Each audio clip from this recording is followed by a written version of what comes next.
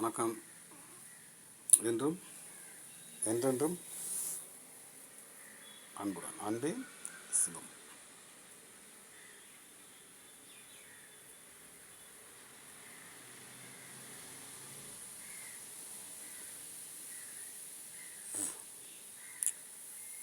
காட்சி என்னது? காட்சி நான் காமிச்சிக்கிட்டு இருக்க ஃபுல்லாகவே காட்சி, அன்பு காட்சி. இது என்ன காட்சி? அன்பு காட்சி, பேரின்ப காட்சி, துன்பம் நீக்கும் காட்சி, துயரத்தை நீக்கும் காட்சி, இப்படி உண்மை காட்சி, சத்திய காட்சியை பார்க்கறதுக்கு தான் மனிதன் வந்தான். அந்த காட்சியை தான் நான் காமிச்சிக்கிட்டு இருக்கேன். சரிதானா? இங்கே ஆம்பளை பொம்பளை மோசங்கிற காட்சி இல்லை, ஜாதி காட்சி இல்லை, மத காட்சி இல்லை, எந்த புக்கு காட்சியும் இல்லை, எந்த கல் காட்சியும் இல்லை, எந்த முள் காட்சியும் இல்லை. ஒரு காட்சி பார்த்தா போதும், அன்பு காட்சி. இந்த ஒரு காட்சியை பார்த்துட்டா தரிசனம் கிடைச்சாச்சு. இந்த ஒரு காட்சியை பார்த்துட்டா எல்லா காட்சியும் பார்த்தது மாதிரி. ஒட்டுமொத்த உலக காட்சியும் ஒரே காட்சிக்குள்ளே பார்க்க வந்த மனிதன் பல காட்சியை உருவாக்கி ஒரு காட்சியை மட்டும் தெரியாமல் அலையிடும். எந்த காட்சியை? அன்பு காட்சியை. அன்பு காட்சிக்குள்ளே தான் பேரின்பம் இருக்குது. அதை தொடரணும்னா ஒழுக்கம் வேணும். ஒழுக்கம்தான் என்ன சொல்லிக்கிட்டு இருக்கு? அப்போ காட்சி எப்படி இருக்கும்? இந்த காட்சியை பார்க்கணும்னா நேர்மையாகவும் உண்மையாகவும் ஒழுக்கமாகவும் இருக்கவங்களுக்கு தான் அந்த காட்சி. சரிதானே? அப்போ அந்த காட்சியை பார்க்கறதுக்கு தான் நம்ம எல்லோரும் பிறவி எடுத்து ஓடிக்கிட்டே இருக்கோம். பெரிய ஆளாயிரு, காட்சி மோசமாயிட்டு, மதம் பிடிச்சிட்டு காட்சி மோசமாயிட்டு. ஒரே புக் எடுத்து பார்த்துடலாம். சந்தோஷமாகவும் கொண்டாட்டமும் நிம்மதியாகவும் இருக்கிறதுக்கு மட்டும்தான் பிறவி. மற்ற ஜீவராசி சந்தோஷமாக கொண்டாட்டமெல்லாம் அதோட வேலையை அது வேலையை பார்க்கறதுக்கு வரல. உங்கள் வேலையை பார்க்கறதுக்கு தான் வந்தீங்க. உங்களுக்கு காட்சி தேடி வந்த நீங்கள் உங்கள் காட்சியை பார்க்காம மற்ற காட்சி, சடங்கு, சம்பிரதாயம் எல்லா காட்சியும் பார்த்தியா, கடைசி எங்கே போகணும்னு தெரியல.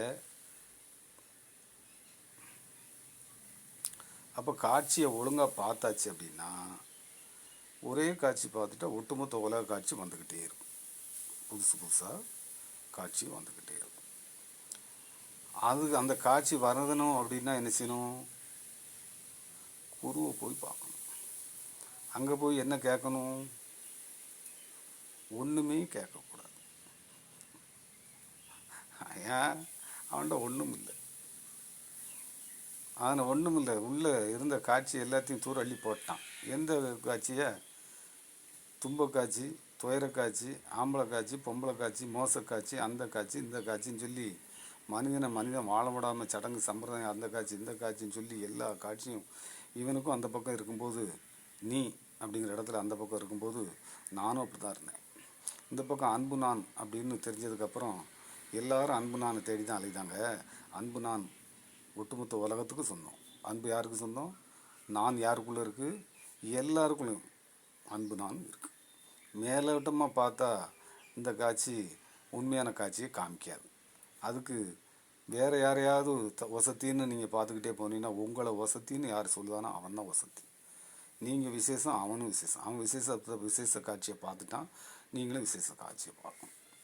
மற்ற ஜீவராசியை போய் பார்க்க வேண்டிய அவசியம் இல்லை. அதோட காட்சி அது பார்த்துக்கிட்டு இருக்கு. அதோட வேலையை நீங்கள் அதை படைக்கலை. அதை காட்சி அது பார்த்துக்கிட்டு அதோட வேலையை எங்கே சாப்பாடு, எங்கே மீன் கிடைக்கணும், எங்கே எதை சாப்பிடணும்னு அங்கே சிஸ்டம் கரெக்டாக ஓடிக்கிட்டு இருக்கு. நீங்கள் கொண்டு போய் ஒன்றும் செய்யணும். உங்களை நீங்கள் பாதுகாத்தா போதும். உங்களை பாதுகாக்கிறதுக்கு தான் இங்கே வேலை. அப்போ நீங்கள் மரணத்தை ஜெயிக்கணும். அது மரணத்தை ஜெயிக்க முடியாது. மரணம் இருக்குதுன்னு அதுக்கு தெரியாது. உங்களுக்கு மரணம் இருக்குதுன்னு தெரியும். ஆனால் ஜெயிக்க நோக்கி நீங்கள் ஓடலை. காட்சியை சரியாக கையாளலை. இப்போ காட்சியை பார்த்துட்டு வரான்.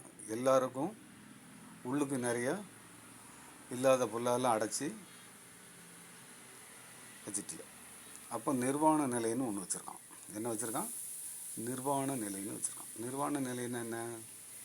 உள்ளுக்குள்ளே எல்லா ஜீவராசியும் ஒரு மரம், பறவை எல்லா ஜீவராசியுமே நிர்வாண நிலையில் தான் இருக்குது. நிர்வாண நிலையில் தான் இருக்குது. அப்போ நிர்வாண நிலை அப்படிங்கும்போது மனிதனுக்கு நிர்வாண நிலை மறந்து போச்சு. நிர்வாண நிலை உள்ளுக்கு கண்டதெல்லாம் சேகரித்து போட்டு ஜாதியாலேயும் மதத்தாலேயும் எங்கள் இதுதான் வசதி, உங்கள் இதுதான் வசதி, வசதி கடைசி தன்னை தாழ்த்துங்கிற வசதியை தான் எடுத்துக்கிட்டே ஓடுதானே தவிர வாழவும் விடலை, வாழவும் மாட்டான். அடுத்தவனை வாழ விடணும். புரியுதா உங்களுக்கு? எனக்கு சுவாசம், என்னை படைச்சி என்ன மாதிரி முகம், என்ன மாதிரி ரேகை. அப்போ உள்ளுக்கு அதெல்லாம் என்ன செய்யணும்? உள்ளுக்கு நான் விசேஷம் அப்படின்னா அவனும் விசேஷம் தானே. அவன் மனம் துன்பப்படுறபடி நான் பேசினா என்னை இறைவன் மன்னிப்பானா? துன்பத்தை தானே கிடைக்கும். அவன் ஒன்றுமே செய்ய மாட்டான். நீங்களே தான் பிறக்கணும், நீங்களே தான் கழிக்கணும், நீங்களே தான் எழுதணும், எல்லாம் செய்யணும். உங்கள் அறிவு தனி, உங்கள் குரல் தனி, உங்கள் ரேகை தனி, உங்கள் முகம் தனி, எல்லாம் தனித்தனி தானே. எந்த வீட்லேயாவது எல்லாம் பொம்பளை பிள்ளை ஒரே மாதிரியாக இருக்குது, ஆம்பளை பிள்ளை ஒரே மாதிரியாக இருக்குது, எல்லாம் தனி. டிசைன் செய்தவன் எப்படி செஞ்சு போட்டுக்கிட்டு இருக்கான் டிசைனை, காட்சி எப்படி இருக்குது, அது பேசாமல் காட்சி அவன் அடித்து போட்டுக்கிட்டே இருக்கும். புதுசாக வந்துக்கிட்டே இருக்கும், புதுசாக வந்துக்கிட்டே இருக்கும். ஒரே காட்சி பார்த்தா புதுசாக நீங்கள் பல படம் எடுத்து தான் காட்சி பார்க்கணும். இந்த செல்லு நிர்வாண நிலையில் தான் இருக்குது. இந்த செல்லு நிர்வாண நிலையில் தான் இருக்குது. அப்போ அதுக்குள்ளே எல்லா படம் பாட்டு அது இதெல்லாம் எல்லாமே சேகரிச்சுட்டு என்ன செய்தியா அந்த செல்லே சொல்லுது டெலெக்ட் பண்ணுப்பா நிறைய சேர்ந்துட்டு அப்படின்னு சொல்லுது. மனிதன் கண்டுபிடிச்ச செல்லே எப்படி இருக்குன்னா மனிதன் தனக்குள்ளே போட்டு அது நிர்வாண நிலையில் இருக்குது. அதே மாதிரி உள்ளுக்குள்ளே என்ன செய்யணும்? எல்லா பாட்டு படம் அது இது ஜாதி மதம் என்னெல்லாம் போட்டு வச்சோமோ இதெல்லாம் டெலெக்ட் பண்ணணும். டெலெக்ட் பண்ணும்போது நீங்கள் எம்டியாக இருக்கணும். அப்போ நிர்வாண நிலை எம்டியாக இப்போ ஆகுதிலோ அப்போ நிர்வாண நிலை. இந்த ஃபோன் வரும்போது நிர்வாண நிலையோடு வந்துச்சு.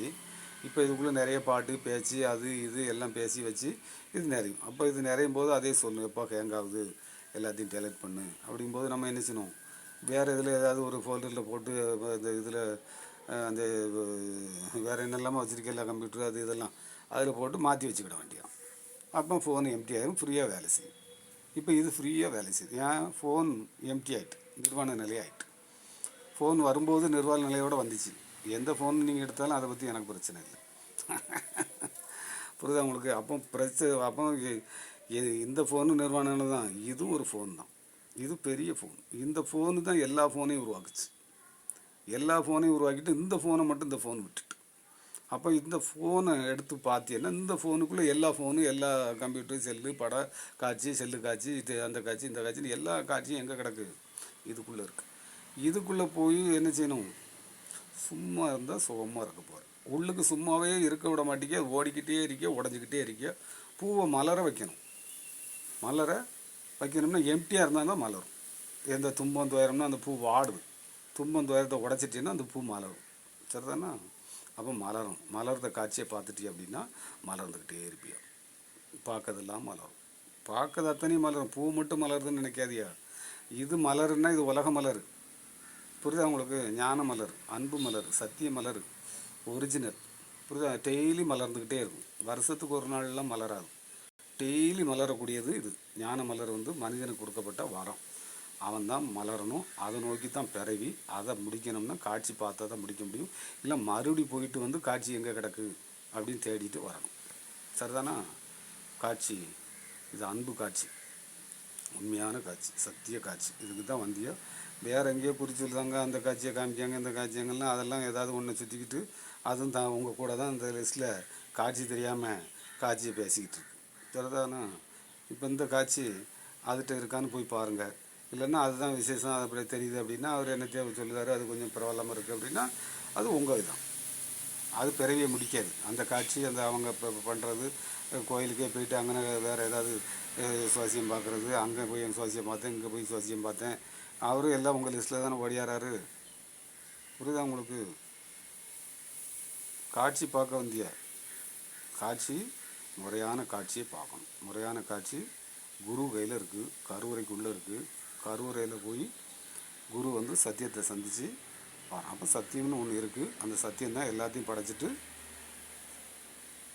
மனிதனை தேடுத இடத்துல வச்சுருக்கு. தேடித்தான் ஆகணும். பிறவி பெருங்கடல் நீந்துவார் நீந்தாதார் இறைவனடி சேராதார். பிறவி பெருங்கடலை நீந்தினவனுக்கு தான் காட்சி தெரியும். அவன் தான் கோயில் கருவறைக்குள்ளே போய் சத்தியத்தை பார்க்கான். அதனால் அவன் குரு. அதனால் குருவை பார்த்தா என்னன்னு பாருங்கள், காட்சி தெரியும். உடனே கிடச்சிருமான்னா நீங்கள் இவ்வளோ நாள் பாடம் படிக்கலை, இந்த காட்சியை அவர் படிக்கலை, அதனால் படிக்காதவங்ககிட்ட போய் பார்த்தீங்கன்னா காட்சி தெரியாது. அங்கே நீங்கள் போய் பழகும் போதே உங்களுக்கு தெரிஞ்சிடும். நீங்கள் எவ்வளோ நாள் இருந்தியோ அப்படின்னு பார்த்தாலே அந்த காட்சி ஒழுங்கான காட்சியை காமிக்கலைன்னு அர்த்தம்.